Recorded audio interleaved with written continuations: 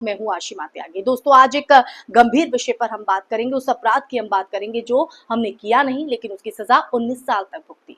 जरा सोचिए, एक दिन आप ऑफिस से लेट हो रहे हैं, घर पर माँ आपके इंतजार में बैठी है, बच्चे होमवर्क कर रहे हैं और बीवी खाना परोस रही है, यानी रोजमर्रा के जो रूटीन होता है वो हो रहा है। और तभी दरवाजा खटकता है, पुलिस अंदर घुसती है, आपको पकड़ लेती है, आप चिल्लाते हैं मैंने कुछ नहीं किया, लेकिन कोई नहीं सुनता। आपको आतंकी कहकर सलाखों के पीछे कर दिया जाता है, जेल में डाल दिया जाता है और फिर अगला दरवाजा खुलता है 19 साल बाद। 19 साल बाद आप समझ रहे हैं, आप समझ सकते हैं, न जुर्म साबित हुआ, न कोई गवाह मिला, न कोई सबूत, लेकिन 19 साल तक आप आतंकवादी कहलाते रहे। तो दोस्तों, आज इसी पर चर्चा करेंगे। ये कोई कहानी किसी फिल्म की नहीं है, ये हकीकत है मुंबई 7/11 बम धमाकों में पकड़े गए 12 मुस्लिम युवकों की। सवाल सिर्फ इतना नहीं है कि उन्हें आखिरकार बरी क्यों किया गया, सवाल तो ये है कि उन्हें फंसाया किसने और इतने साल तक चुप कौन रहा। और सबसे बड़ा सवाल तो दोस्तों ये है कि क्या इस देश में मुसलमान होना ही सबसे बड़ा अपराध बन चुका है। लेकिन उससे पहले हमेशा की तरह, जैसे कि वीडियो में मैं हमेशा गुजारिश करती हूं कि इंसाफ की आवाज को बुलंद करने के लिए और सच्ची पत्रकारिता के लिए हमारा सहयोग करें। डिस्क्रिप्शन में दिए गए लिंक को ओपन करके ज्वाइन बटन दबाकर आप सीधा हमसे जुड़ सकते हैं। चलिए दोस्तों, अब एक बार फिर से मुद्दे का रुख करते हैं और चर्चा पर आते हैं। 7 जुलाई 2006 को मुंबई की लोकल ट्रेनों में हुए सिलसिलेवार धमाकों ने पूरे देश को हिलाकर रख दिया, झकझोर कर रख दिया। 7 धमाकों में 181 बेगुनाह लोग मारे गए, सैकड़ों घायल हुए और उससे भी ज्यादा लोगों की जिंदगियां हमेशा के लिए बदल गई। लेकिन उस दिन सिर्फ ट्रेनों में धमाका नहीं हुआ था दोस्तों, देश की न्याय व्यवस्था, मीडिया और सरकारी एजेंसियों में छुपे हुए पूर्वग्रहों का भी विस्फोट हुआ था। धमाकों के चंद दिनों बाद ही 12 मुसलमान युवकों को गिरफ्तार कर लिया गया दोस्तों। ये गिरफ्तारी बिना ठोस सबूत, बिना निष्पक्ष जांच और बिना उस मूल सवाल को पूछे कि क्या सच में ये लोग दोषी हैं, तब की गई। बस दोस्तों, इन युवकों के खिलाफ जो सबसे बड़ा सबूत था वो था उनका मुसलमान होना। दाढ़ी, टोपी और नाम, इन तीनों चीजों को आतंकवाद का प्रतीक मान लिया गया। जिन युवकों को पकड़ा गया उनकी कोई सीधी भूमिका धमाके में नहीं थी दोस्त। किसी के पास मजबूत अलिबाई थी, कोई उस वक्त दूसरे राज्य में था, कोई मजदूरी करता था और कोई इमाम था। लेकिन एजेंसियों ने यह तय कर लिया था कि दोषी तो यही है। पुलिस ने जबरदस्ती कबूलनामे लिए, अदालतों में उन्हें आतंक का चेहरा बनाकर पेश कर दिया गया और निचली अदालत ने 5 को फांसी और 7 को उम्र कैद की सजा सुना दी। कोर्ट क्या करती, क्योंकि कोर्ट के सामने तो इस तरह से पेश किया गया। और 19 साल की लंबी लड़ाई के बाद अब मुंबई हाई कोर्ट ने इस पूरे मामले में फैसला सुनाया। इन 12 में से किसी के खिलाफ कोई ठोस सबूत नहीं था, जिसके बाद जांच त्रुटिपूर्ण थी और अभियोजन पक्ष भरोसे के लायक नहीं था। नतीजा, सारे के सारे आरोपी बरी हो गए। लेकिन क्या वाकई दोस्तों इस फैसले को न्याय कहा जा सकता है? जिन्होंने अपनी जवानी जो है जेल की काल कोठरी में गुजार दी, वहां बिता दी, उनके परिवार तबाह हो गए, समाज से बहिष्कृत उनको कर दिया गया, क्या उनके 19 साल वापस आ सकते हैं न्याय व्यवस्था की वजह से? बिना किसी ठोस के आपने जेल के अंदर कर दिया, आतंकवादी कहला दिया। इस मामले में सबसे शर्मनाक तो पहलू दोस्तों ये है कि जिस वक्त पूरा मीडिया इन आरोपियों को आतंकी घोषित कर रहा था, उस वक्त किसी ने ये सवाल नहीं पूछा, ये सवाल नहीं किया, ये प्रश्न नहीं किया कि जांच एजेंसियों का ये रवैया एक पूरे समुदाय को निशाने पर लेने जैसा क्यों?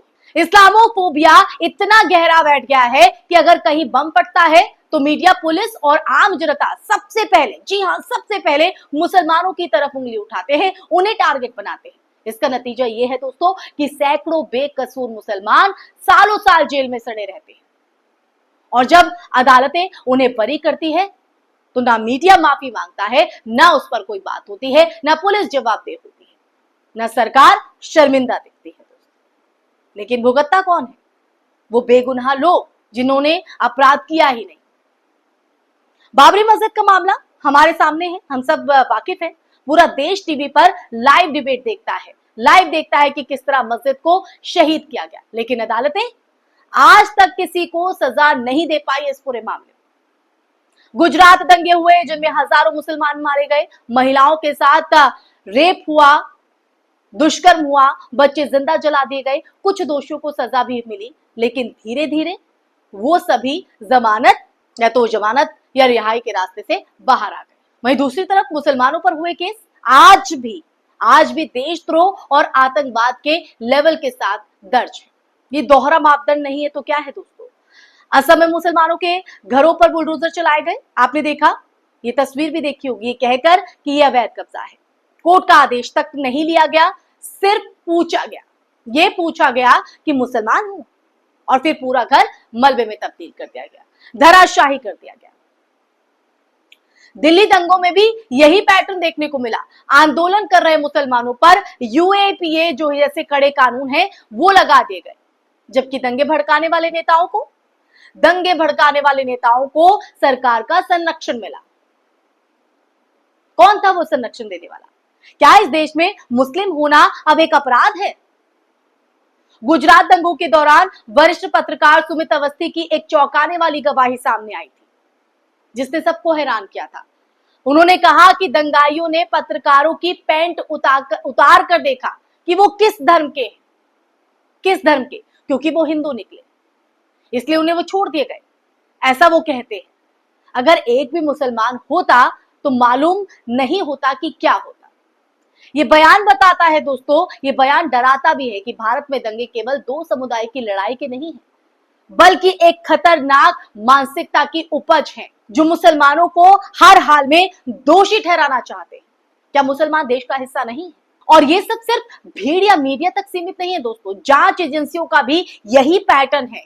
पिछले कुछ सालों में ऐसे कई मामले सामने आए हैं जहां धमाकों या हमलों के लिए पहले मुसलमानों को पकड़ लिया गया, लेकिन बाद में ये पता चला कि असल में इन हमलों में चरमपंथी हिंदू संगठनों का हाथ था। मालेगांव समझौता एक्सप्रेस, यहां तक कि पहलगाम जैसे केसों में असली जो दोषी हैं वो निकले जो हिंदू आतंकी नेटवर्क से जुड़े हुए थे। आप समझिए किस तरह का ये पूरा सर्कल होता है और किस तरह से इन्हें नजरअंदाज कर बेकसूरों को फंसा दिया जाता है। अब सवाल दोस्तों ये हो जाता है कि जब हाईकोर्ट ने ये साफ कह दिया है कि इन 12 युवकों के खिलाफ कोई सबूत नहीं था, तब उन अफसरों के खिलाफ क्या कार्रवाई होगी जिन्होंने झूठे केस बनाए, बेकसूरों को फंसाया, जेल की सलाखों के पीछे कर दिया? क्या मीडिया उन परिवारों से माफी मांगेगा जिनकी जिंदगियों को उन्होंने जिहादी कहकर बर्बाद कर दिया?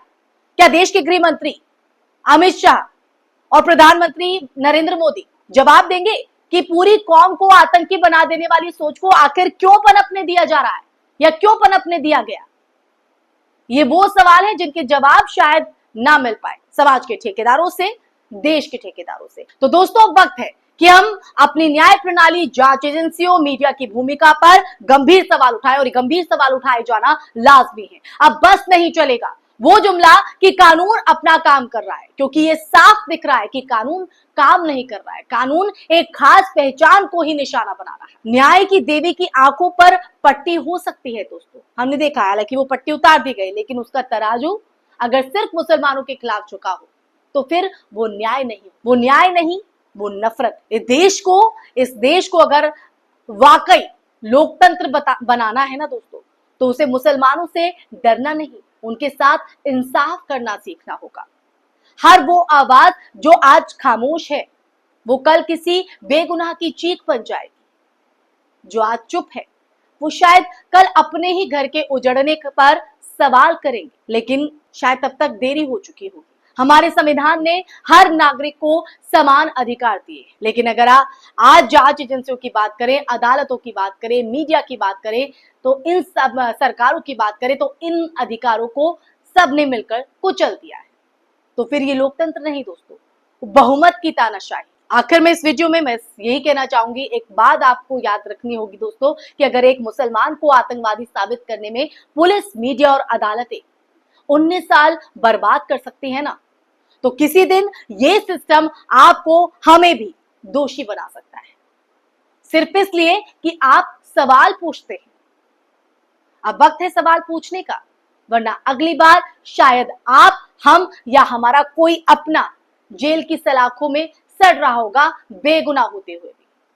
बिना किसी ठोस सबूत के, तो अब आप तय कीजिए क्या करना है। नमस्कार, अगर आपको मेरी वीडियो पसंद आई हो तो इसे ज्यादा से ज्यादा शेयर कीजिएगा, हमारे चैनल को सब्सक्राइब कीजिएगा। जय